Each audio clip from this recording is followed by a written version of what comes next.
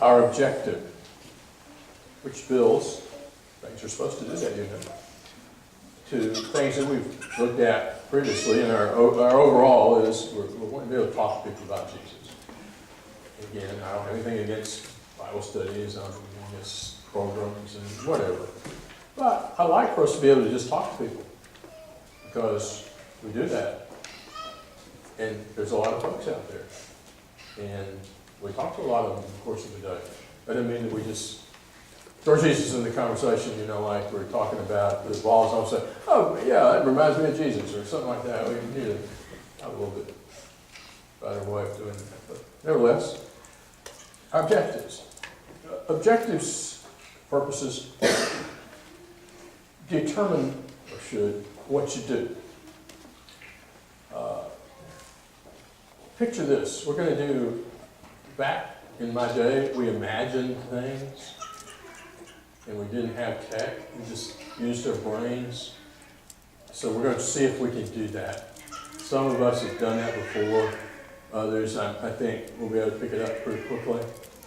But imagine on either your right or your left, I don't care which, you see purpose or objective.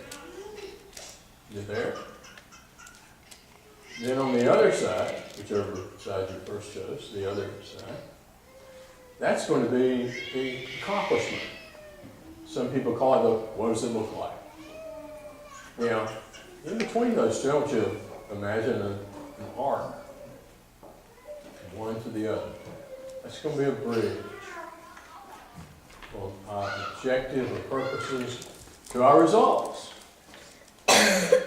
Now, I remember back when Mr. McCain was running, and he had Miss Palin as his running mate. She was accused in Alaska, where she could see Russia, She was accused of having a bridge to nowhere funded by the government. And they showed pictures of this bridge, and it didn't go anywhere. It was a really nice bridge, though. Now, if we are wanting to identify our objective as we want to replicate the church, we want mature Christians in that church. We want people to develop a commitment to Jesus in that church that will lead them through to maturity and beyond.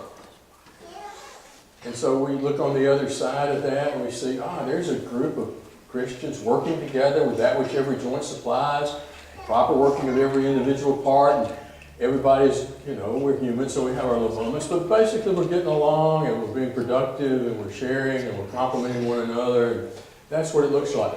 So if we want to get from our objective to where this is really humming along, we've got this bridge. And if the bridge gives us no reason to think that we're going to get to the other side and accomplish what we set out to accomplish, we're building a bridge to nowhere. Now, over the years, one of the more popular sayings has been that with regard to intentions and getting places and all of that kind of stuff, that this bridge to nowhere idea is sort of out there. If you don't know where you're going, you won't get there. And, or you stay where you are. Or a definition of insanity is you keep doing things the same way, but you expect to wind up with different results, which is like doing 2 + 3 = 5, and the next time you do it, you think it's going to be something different. It's not. So if we want to get better results, and I think we do, then we need to have better bridges. And one of them is what we've been talking about, Christ-likeness. We need to take that very seriously. People need to be conversant with Jesus. You need to be able to sit down and talk about Him. You have to expose yourself to Jesus. I put a thing on Facebook. Again, Facebook's such an interesting medium because you find out a lot. So I put in there about as a Bible program to study Jesus. Either read a gospel a week or a gospel a month for a year. And so I had a person come back and said, you need a more structured program than that. So I came back in a very nice, kind way, and I said, well, I think if you read about Jesus for a year, and you really pay attention to what you're reading, that he will take you in. That you'll be captivated, spellbound. You will find yourself getting lost in the narrative. It won't just be a reading. And they came back and said, I never thought about that, but that makes sense. But just exposing ourselves to the life of Jesus contemplatively. And by that, it doesn't even necessarily mean, I'm not opposed to plans either. So many things I'm not opposed to. That you have a certain amount that you have to read by a certain time. If you're reading a gospel a week and you get to Matthew 26 and it's like Saturday night at 10, just don't read through it like a crazy person. It's okay. Just, be natural with it. Think about it, contemplate, think about what it suggests, how his thinking, his mind, his spirit, which is supposed to infuse everything we do, just asking self, is that really working with me? Is that how it works? Do I really compare to him as my gold standard? And do we as a church, even though we claim to be restorationists, we read just a moment ago Ephesians 4:11-16, is that really what we do? And no, it isn't really what we do. We sort of do it, but sort of it's not good enough. And we're not turning the world upside down, are we? You get the sense that we are? Sometimes people talk about things like having a seat at the conversation. We're not in a conversation. Most people don't know we exist. And if you look at the Facebook conversation, whoa-wee. What we're really good at is turning people off, making people mad. Because we want them to know if they're doing anything wrong, that we will have none of it. Which of course causes people to say, oh, please, let's talk some more. We're not. So, our job is not to simply point out in some snarky, condescending way that people do things wrong. I understand that. Guess what? What if God had dealt with us like that? If we deal with other people who have problems the way God has dealt with us, where would we be? So, and consequently, Facebook can actually be a good conversation starter for people over the long haul to kind of wear them down. I have a person on my Facebook account, and sometimes you get people off your account. I don't get people off my account. I've got a person, I won't tell you too much about them, but they're on my account, and occasionally, well, maybe more than occasionally, not habitually, but they're doing it. They use bad language. And do you know why they use bad language? Because they're heathens. Do you know what heathens do? You don't call them heathens for nothing, you know. They use bad language. I imagine Jesus heard some bad language in his day, and he wasn't given the impression that it was a good thing or all right. He certainly didn't. I've worked at places where I didn't use bad language, and in a month or two, everybody stopped using bad language because they figured, okay, he's bothering Edwin, he's not so bad. We'll just tone it down here. So there are ways to do it. But anyway, she is on Facebook, and the other day, I said something and she misperceived it. And she thought I was mad at her. And so she private messaged me. And she said, I hope I haven't offended you. Because I really like you and respect you. And I wouldn't want you to defriend me. And so I said, I'm not going to defriend you. And I've said things like, your language, I must say, I don't care for it. And I would like for you to find better ways to express yourself. And she doesn't defriend me. So, people are projects at different places, and some of them are way away. And we need to find ways of getting from, okay, here is a person I want to take across the bridge with me so that they can be a mature Christian and that they can embrace Christ in a relationship that means more to them than anything else in the whole world. That will shape and mold their lives, and they will become truly a new creation. They'll be transformed into the image of Christ. So, what's a good way of doing that? If the way I'm going about it is we're not even getting on the bridge with one foot, then that's probably not a good idea.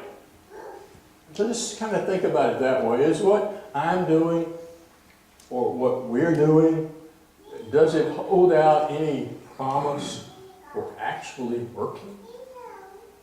And if so, why do we think that it will? And if we've been doing it forever and it hasn't, what makes us think it's going to be different?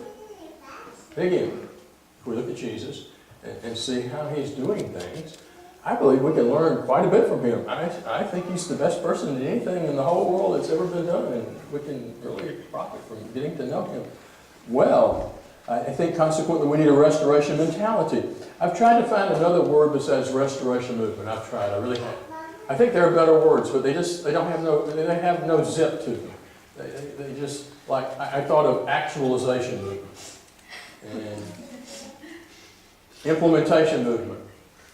See? They don't go anywhere. But that's what we're doing. Every generation has got to, and every individual has got to actualize and implement the things of the Bible. That's what they've got to do. Christianity is only as old as the person who's holding it. It doesn't go any farther than that unless somebody else decides to take it up and go with it. Churches.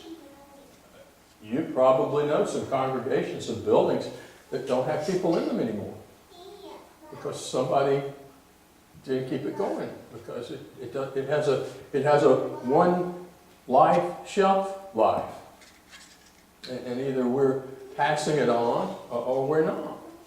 So as far as our objective, we want a real restoration movement. We want to do what the Bible says. We want to do more than just restore avenues of worship, steps you take to become a Christian, and how you govern the church. We want to do more than that. We want people to become deeply involved in life-changing ways in their relationship with Jesus Christ. The rest of it is actually fairly easy at that point. Because if you have committed yourself to Jesus and you find out, well, I can't find anywhere in here where Jesus is interested in the church using instruments in their worship. So, well, why would I want to do that? Because if Jesus don't want to do it, I don't want to do it. If it's my tradition or whatever, I don't care. It's Jesus. It's not me.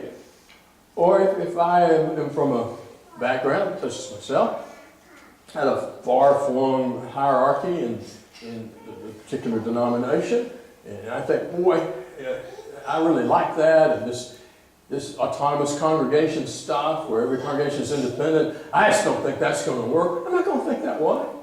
Because when I look at the New Testament and I see the mind of Christ, that's what I see. So, okay, I'm good with that. Or baptism for remission of sins. That may be a passionate thing to me. And some of you may have some questions later about, what about if I see, that's what Jesus wants. And since John 14:15, verse 23, if you're in the King James, says, if you love me, you will keep my commandments. Just think about that for a minute. If you love me, you will keep my commandments. The King James says there, if you love me, keep my commandments. It's a manuscript thing. If you get down to 23, it says the same thing. If you love me, you will keep my commandments. It doesn't mean you'll keep them perfectly, but you'll keep them faithfully, and you'll do a really good job with it if you love me, because the most powerful force in the world is love. It's not fear. Fear can work sometimes, but people overcome their fear because of love, do they not? Things that might otherwise scare them to death. They run into a burning building and put their life on the line to save a child, never think a thing in the world about it, whereas otherwise they'd be scared to death to go in that building. But love overcomes. So we want to have a restoration of the Christ-centered nature of the church, the personal nature of the church. I've been asked, is the church institutional or relational? That was a big deal 4 or 5 years ago. And my answer is a very one-word and simple answer: yes. Because there are some institutional things about it, but there are more relational things about it. That doesn't mean we do away with the institutional. We have things we do when we meet together. We have ways that we're organized. We have things that we do to become Christians and all of that. Even that can be boiled down to we really don't understand what we're doing. We're just doing it, which we don't want to do that either. So, okay, imagine that. This is going to be grisly. So prepare yourselves. I'm telling you in advance. We've all seen them. They're black and white pictures of bodies stacked on top of each other after the liberation of a concentration camp. I told you it was grisly. You see that? What do you notice? Do you notice those people's skeletons? They don't have much meat on their bones, do they? Does that look appealing to you? Skeletons are very handy things to have. There's a sign across from us at Eagles that commonly says boneless chickens. And I'm thinking, well, that'd be easy. And there they are. But you need a skeleton. But you need something robust that draws attention to itself rather than, hey, man, look at that skeleton. That's so cool. Nobody does that. Well, if all we have is an institutional part of the church, that's all we have. We've got a skeleton. How appealing is that? How inviting is that? How warm and friendly is that? Let's go out and find people to be friends with who look like they're about to die. Or maybe they're dead. Who knows? So we want Christianity to have the warmth of Christ. We want to have the personality of Christ. We want to have the inviting nature of Jesus as a part of it. Yes, the structure's there.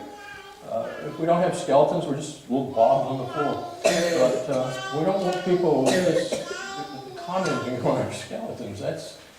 We've gone a little far there, haven't we? So our objectives are to create something like this. I was reading a thing about drug addiction the other day, because that's been something that's been a part of our lives in raising our children. And there's this guy who had an uncle, and his uncle, he suffered from drug addiction. He was in Great Britain. And all his life, when he was growing up, his uncle was constantly struggling with drug addiction. And this bothered him. So he ran across something one time where Portugal, of all places, was having more success rehabilitating drug addicts than anybody else in the entire Western world. And so that got his attention. That would get your attention, wouldn't it? So, you know what he found out? That Portugal used to have the strictest drug enforcement laws of any Western nation. I mean, you messed up and you were in jail forever. But it didn't work. So you know what they did? It's going to shock you. They decriminalized drugs. They took all the money they were spending on drug enforcement, and they did two things with it. Number one, they gave people programs to rehabilitate themselves and have something that they could do with their lives. And number two, they got people hooked up with functional people that they could have relationships with. And Portugal had the greatest success dealing with drug addiction of any country in the Western world. Seems counterintuitive, but it doesn't. Because the most powerful things are really what those things are. How are people with anything if they don't have a sense of purpose in life? Does anybody do well if they don't have a sense of purpose in life? I mean, just period. If you don't have something to wake up for in the morning that makes you feel like, I've got something to do that's worthwhile, that's pretty tough, isn't it? And what if you don't have any friends? What if you don't have a support group? What if you don't have some buds, people, folks you can hang out with? I mean, if you don't have that, I mean, really, is life going? What if you have a sense of purpose? I mean, really, truly, honest, goodness, real sense of purpose. And you got friends. You got friends who are there for you. When you mess up, they're there for you to help you get back up, go, all that. You know what that sounds like? Sure. Church gives us the most important purpose there is in life. People who have, through the years, come to me and said, Edwin, we don't have anything to do. I managed to sort of keep a stiff upper lip and not beat them or anything like that. But really? You don't have anything to do? That's odd, because I have like 100 times more things to do than I can ever do. What's up with your life? Well, part of it is they don't understand what Christianity is. They think it's, well, you know, you go, you sit down, you clean a window, you vacuum a carpet, you cook some stuff, you run a camera, you lead a song, and well, that's all been taken up. What am I going to do? Or, I don't get a turn very often when it comes to doing X, which is part of the roster of what we do in church buildings. Okay, what about life? Every day. Jesus did pretty well with that, didn't he? I mean, he goes to synagogues, but that's not the dominating thing in the Gospels, is it? He's out there with people doing real stuff. One of the things I say about Jesus, which goes along with what we've been saying, is, and this is so important in conversational evangelism, if we're going to get down to what really makes it work, he went around every day being himself. Now, isn't that what he did? He went around every day being himself. Would you want him to be any other person? No. He's been a hypocrite if he was, but he's who he needs to be. So if we're Christ-like, to the extent that we are, and we go about faithfully every day just being who we are, then that would work really well. There's no magic to it. Makes perfect sense. I don't think anybody's going to run out of the building right now and say, what an idiotic thing that is. I'm getting out of here. I hope not. But we got to know who Jesus is, and we got to be transformed to his image, and then we got to just go around being ourselves. Okay. Have any of you ever had somebody knock on your door? You really love that feeling, don't you? I mean, everybody, oh man, it's so long since anybody knocked on the doors. Got to make the most of this opportunity. Do you peek? Does anybody ever peek? You're a peeker? I'm a peeker too. We got a house where you can peek, without. And if I see two guys out there that are dressed in suits that are either brown or black, and I see some bikes, I'm wanting to get to that door just as quickly as I can. Not really. I've kind of been there, done that enough where I know what's going on. Unless I just happen to have some time on my hands, I just don't. I've had them in, I've done all this stuff. I've had people run out of the house screaming and all kinds of stuff. I had a person that had to send back to Oregon, of all places, and he got a little shaken up. So, it's not that, but it's not my favorite way of doing stuff. I'd much rather just be out and be myself. And when I am, things happen. Things happen with Jesus just because he was himself. He's not going out and saying, what can I do today? He just goes out and he's himself and stuff happens, right? I mean, isn't that right? Isn't it that simple? Yes, it is. If we are, and he's looking for stuff, right? He's looking for how he can be an influence in a natural way. And the folks in the dark suits at your door is not natural, is it? I'm not against door knocking. Is somebody keeping a list of this, just so you can post in the back somewhere? Edwin said he won. But, which I'm told means you mean that you actually are against it, but I'm not. So, here's the deal. Door knocking has a good purpose, but it doesn't do what it doesn't do. And what it doesn't do, by and large, everybody can have an exceptional story. I'm not talking about exceptions, I'm talking about rules here. What it doesn't do is get you in warm fuzzies with folks at the door. In fact, if it does, oftentimes, these are people that are looking for somebody to have a warm fuzzy with so they can rip you off. I'm sorry, but there are exceptions to that too, but they're out there. I'll talk to anybody, just give me some stuff. Reality. So anyway, what does door knocking do? It's mass media. Okay, what does mass media do? There are two things that mass media does. Both of them are impersonal, but they do them. It's good. Thing number one, they make people aware. There are a lot of people in Carnes who don't know there is a Carnes Church of Christ. I don't know how this is. We've got the tallest thing in the community. I know. It's like, where have you been? And I don't know. And then I think about things that when I see them, it's the first time I've seen them in 20 years. And wow, that's been there all the time. Or Sarah, being a woman, is more perceptive than me, being a man. And so I'll say, did you know that was there? And it's like, well, it's only been there about 15 years. So that's just about my awareness there. But they can let people know that you exist. There is such a thing as the Greenback Church of Christ. And the other thing that it can do, number two, this is two of two. It can pique interest or curiosity. Right? Pique interest or curiosity. That's what mass media does. Let's take ourselves to television and commercials. What does it do? We have a product for sale. And we want to pique your interest in that product. But if there's not a store to go to buy the thing, if there's not a warm body associated with mass media, for instance, do you do house to house, heart to heart, or outcry? Okay. I think it's a very good, well done. I like it better than anything we do in that regard. I appreciate Brother Webster for the time he puts into that and the skillful job he does with it. But you know what? It does the same thing. It lets people know there's such a thing as the Church of Christ generally. It lets them know, if you're putting it out, that there is a congregation of the Greenback Church of Christ, and hopefully there's something in that piques their interest about the Churches of Christ. Oh, so it's a conversation starter. It's a conversation starter.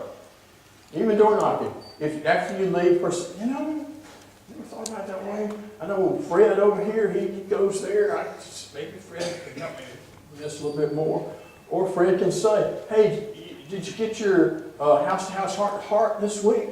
And you say, what? And they say, yeah, we send a magazine out every couple of months. It's called House-to-House Heart. I know how easy it is to throw stuff away that's just not a real letter, which nothing's a real letter, so you just throw everything away, right? But I want you to look for this. And kind of let them know what's up with this. And this is something that the Churches of Christ put out. It's got a lot of things, about a lot of different things. I just think you find it entertaining, engaging, informative, something. And if you've any kind of relationship with them, they probably might do that just because if you ask them again, they'd really like to be able to say, well, yeah. And then you say, well, did you, anything in there got your attention? Well, there's a chance using it as a tool that, well, yeah, there was that article that I really liked, and we may be in complete agreement with it, but that's okay, because it's good to be in complete agreement about some stuff, so we can kind of, have some common ground. Those people on the bicycles, that's what they say at the door, right? We have a lot in common. And kind of work off of that. So,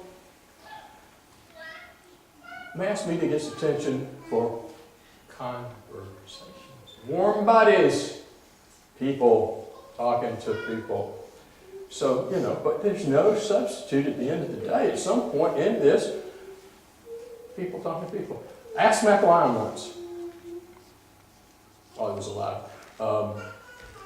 I said, how many people are converted straight out of the search of the Lord's way? Almost none. Very few. Directly. And people just go, hey, I've just been listening to In Search of the Lord's Way. Would you baptize me? I'm ready. Almost nobody. Almost nobody. Now, there was a lady on one of the 24-hour news channels out of Atlanta who was driving around Atlanta and heard this and sought out a Church of Christ and went there for about 2 months and became a Christian. But she just walk into the door and say, where's the baptistry? She needed a warm body to talk to. Bodies. So our objective is to make contact, to have conversations with a goal in mind that will have a way of getting from wherever we start. got to start somewhere. Don't start somewhere. We don't worry about getting somewhere because we haven't started.